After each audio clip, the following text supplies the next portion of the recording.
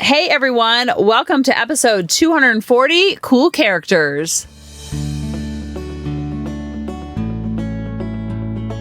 Welcome to the Harmony in the Home podcast. I'm your host, Kelly Hutchison. I'm a counselor, a life coach, and most importantly, an imperfect mom doing this work right along with you. And my goal on our podcast is to go from chaos to calm, feel less frazzled, and have more fun within your four walls to have more harmony in your home. Before I start talking about cool characters, I want to talk to you about something that I'm going to be doing in 2024 called pocket coaching. And it's a way for you to connect with me via audio. I don't know if you have the app Voxer, Voxer, or if you have the app WhatsApp or the app Telegram. Those are three that I use the most right now. And it's a good way that you can you can sign up and you can send me an audio message of things that you're dealing with and what happened and give me specific examples. And then I can send you an audio back. Because a lot of times when people want to work with me one-on-one, it's very powerful to do that, except it can be pricey and it's hard to commit to an hour a week because of rotating schedules. And so this is a way that you can get coaching on the go where you can give me examples of this happened this morning, this was tough. And then I give you feedback. Okay, this is what you can try next time. So I'm kind of like in your pocket, and it's a good way to be checking in to create that consciousness and accountability because so many people say, I was doing so well when I was working with you, and then we stopped working together and all of a sudden I fell off the wagon. Well, there is no wagon. What happens is you just revert back into unconsciousness. And it's so normal and it's so predictable and it's so the human experience. And I do it all the time too, because consciousness is a lot of work. I'm teaching Lily how to drive right now, and it's so much consciousness about how to drive, and it's exhausting. And I'm like, we go to the store and I'm exhausted when we get home, and because I'm thinking about driving so much that I've never thought so much about driving, because driving is something that we do unconscious to a certain point. But when I'm teaching her how to pull in a parking spot, which I do so naturally, I don't even know how to do it. I don't know how to teach her because I don't know what I do.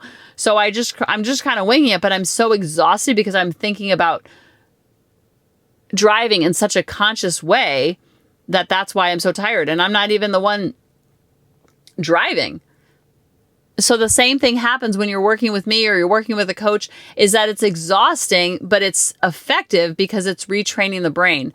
So I thought pocket coaching would be a good way that we could work together, and it could be on the fly for your schedule and for my schedule. And we could have an audio connection. So the way Voxer works is you leave a voice, kind of like a voice memo like you do on WhatsApp, and then I listen to it. And then I leave you feedback of like, okay, try this. And I also give a lot more personal examples and personal stories.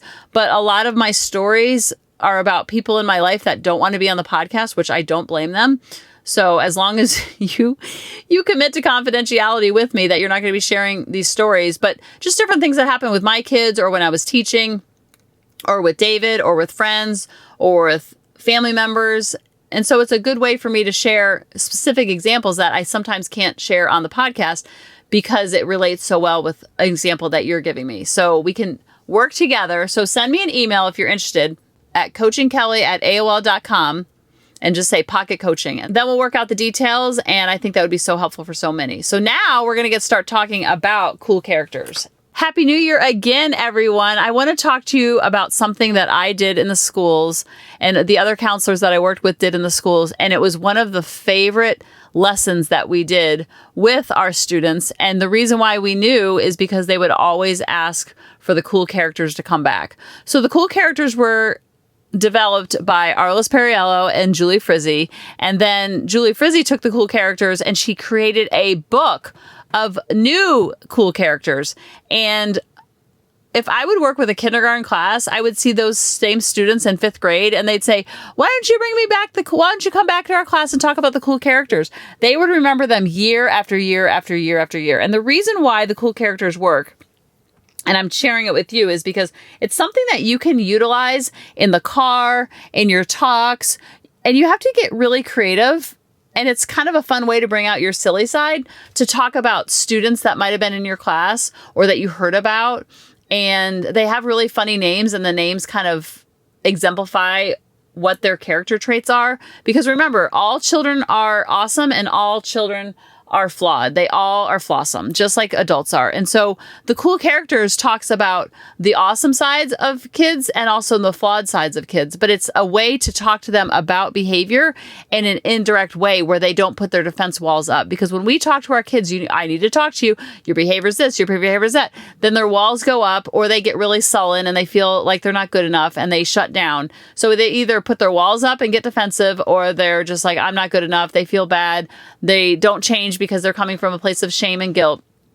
And so the characters are a great way to talk about behaviors that are awesome and behaviors that are annoying in adults and also in kids. And so some of the names are so fun. I love anything that rhymes or has alliteration. And a lot of times when kids are behaving in these different awesome and annoying ways, you can kind of be like, are you acting like Karen Catherine right now? Because Karen Catherine really cares about other people. And I love the way you're acting like Karen Catherine right now. And you can kind of like make up their name and make it alliteration. Instead of calling you Karen Catherine, I'm going to call you Karen Kelly. And the same way, if they're acting in a way that is not so positive, there's also characters in here that you can talk about that sometimes get in trouble because of their behavior and some of their choices. Now, it's a way to teach without calling the child out, so to speak, and calling them to the carpet. It's much easier in the classroom because nobody's feeling defensive. So some of the characters, they're such fun names. We have Whiny Whitney, and then you tell a little story about Whiny Whitney and how she would never get her way, and she would whine and whine and whine, which made her not get her way even more. And sometimes she sounded like this: I want to get out and go to the playground and whine. And so the teacher would cover up their ears. And so you kind of tell a story about Whiny Whitney. Another one was Silly Billy, who could never sit on his bottom. He was always acting out and calling out in class and had a hard time sitting still. And sometimes he would have a hard time. And so you can talk about these characters and make up a complete random story. And then you can talk about how the child got in trouble because of the silliness or the whining, and also how they fixed the behavior. That's a really good way to teach strategies in a roundabout way, because kids are always wanting to know how to be more like Karen Catherine. I'm talking about the ones that got in trouble first, and then I'll talk about the ones that did not get in trouble. And so then there's also Bossy Betty. Oh, we still use that term. If I'm acting bossy, I'm like, oh man, I'm starting to act like Bossy Betty. So you could tell a whole story about how Bossy Betty was in your classroom, and this is how she got in trouble, and this is how she fixed her behavior. So you can also make Bossy Betty like the hero. Oh, and then we have Friendly Freddy. We love Friendly Freddy because he's friendly to everybody. One time there was a new student in the school, and then you go on and on about how Friendly Freddy went up to her, and she was so nervous. It was her first day, but Friendly Freddy said, hey, you want to come sit by me in this morning line, and I'll show you where the classroom is. And Friendly Freddy had so many friends because he was like a magnet. And you see how I'm just literally making this up as I go? And I go to the next classroom, and Friendly Freddy would have a whole nother narrative just on the fly, and there's no wrong way of doing it, because I don't want you to take notes and be like, okay, this is everything that happened with Friendly Freddy. I completely made it up on the spot, and you can too. Then we have Nancy Namecaller. Nancy Namecaller didn't have a lot of friends because sometimes she would say things like, ooh, you have glasses, you have 4 eyes. I wouldn't say that in the class if there was a child that had glasses, but I could say, you have funny shoes, or I don't like those freckles on your hair, on your face, or your hair is a wrong color. And Nancy Namecaller would sometimes have a hard time making friends on the playground, and this is how she fixed it, and this is why she had a hard time making friends. Then there's also Interested Ida. Interested was always interested in your story. When you were telling a story, it was like you could hear a pin drop, and then she would ask follow-up questions like, tell me more about that, and what's your dog's name, and what does your dog look like? Do you have any pictures? Because she was so interested in every little story that you told. So the reason why I like talking about these characters is because it's a good way to show how some children are magnetic to children, and then others sometimes are not so magnetic, and it's because of their behavior, but sometimes they can't see it when we're calling them out directly.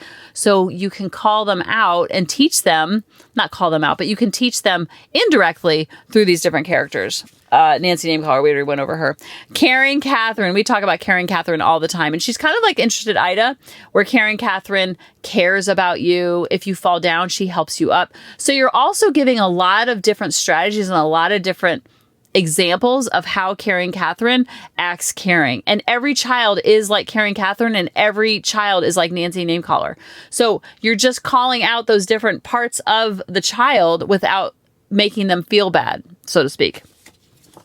Then we have Terry Tattletale. Oh, you can guarantee you know what Terry Tattletale does.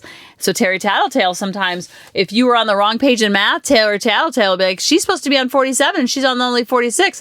And Terry Tattletale wouldn't even have his book open, but he was so worried about other people. And the way he got in trouble was he wasn't on the page he was supposed to be. But the way that he fixed that was XYZ. And then you can make up how he fixed it. He focused on his side of the street. He made sure that he was on page 47. And if he saw a friend not on page 47, he would go and help them get to page 47. And that's how Terry Tattletale, it's almost like you tell a problem that Terry Tattletale had, and then you tell the happily ever after and how he worked through the problem. So my friend Julie, who is also Grady's godmother, so is her husband is Grady's godfather also. Sounds like they're in the mafia, the Godfather, when I say the Godfather. But she wrote a book called Powerful You, and it's a great book for kids and teachers and parents because it goes through a lot of these characters. And there's stories that go along with it. And she does A through Z. So she has, I'll just name a couple of them. And so you go to the character on the page, and you literally can go to Amazon, Powerful You, Julie Frizzy, and you can find the book. And it tells the characters, has pictures of the characters, and then it has like a whole lesson plan that you can do or a storyline that can go along with it. And you can read it as a storybook, or you can read it by retelling stories about these different characters. And they really do come to life because they are so animated. She drew all of the pictures. When she was counseling, she would get up at 5 o'clock in the morning and she would draw all these pictures of all these different characters. And some of them, they're such cute names of things that kids are going to see in the classroom. So like B is for Belonging Ben. It's talking about teamwork and community. F is Faking It Fran, teaching about self-confidence, about how you kind of have to fake it till you make it, even though you're not feeling like it. Kind Karen, teaching about kindness. As a side note, I don't know if this is worldwide or like what's happening in the United States of what's happening to the name Karen. I think it's so unfair that if you're a little bit on the side of I need to talk to the manager, that somehow calls you a Karen. I feel like people named Karen get a bad rep. So if your name is Karen, I am on a mission to not have a derogatory association with the name Karen. And I love, and I think she wrote this before that happened, I love that K is for Karen and it's Kind Karen. Ooh, L, Listening Lucy. It's all about listening. Mannerly Mike, Pausing Pablo, Quieting Quinn, Grateful Greta, Wondrous Will, talking about grieving. Extra Effort Xadian, Study Skills. I mean, how did she come up with the next name? So you turn to the different characters and you can teach or as much as you want or just show them the pictures. M for Mannerly Mike. There's a picture of Mannerly Mike. And then it talks all about how Mannerly Mike talks to himself, the positive self-talk, tells a whole story about Mannerly Mike. He comes to life. The different activities you can do. So you can do as much or as little as you want, depending how much you're working with your child. If this is on the go or you want to sit down and do a character a week for 26 weeks, you can do as much or as little as you want to. And this is the beauty of these different characters, is that you can teach all that you want to teach through characters. And the younger they are, the more real that these characters feel. And then these characters become part of your family. Because I probably talk about, well, I say instead of Gary, because there was a Gary Goodsport, but Julie turned it into Grady Goodsport. So I talk about Grady Goodsport. I talk about Karen Catherine. Still, my kids are in their teens, and I'm still talking about Terry. I don't talk about Terry Tattletale as much because it's not as much as an issue anymore, but a lot about Interesting Ida, Friendly Freddy, Whiny Whitney's still an issue. So it's a good way to kind of like make the situation when it's happening a little bit light and fluffier by bringing in these silly names like Silly Billy, and the kids kind of know like, oh, I need to get back on track and this is how Silly Billy did it. And so they can learn from these make-believe characters so much about character and kindness and empathy and compassion, and also what it's like to get in trouble and why we get in trouble. And you're doing so many teachable moments through these characters.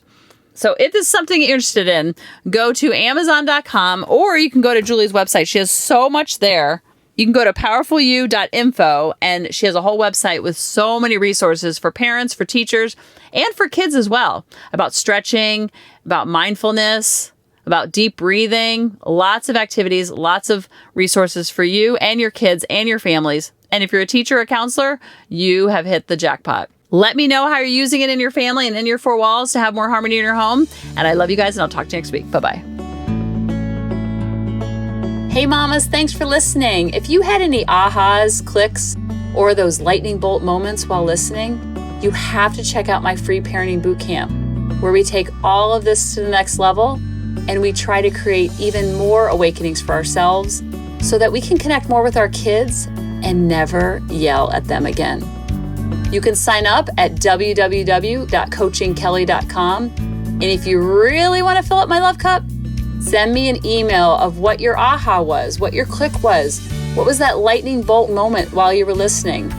I want nothing more in life than for you to have harmony in your home and to learn how to be an imperfect mom like me, which allows your kids to be imperfect too, each and every day.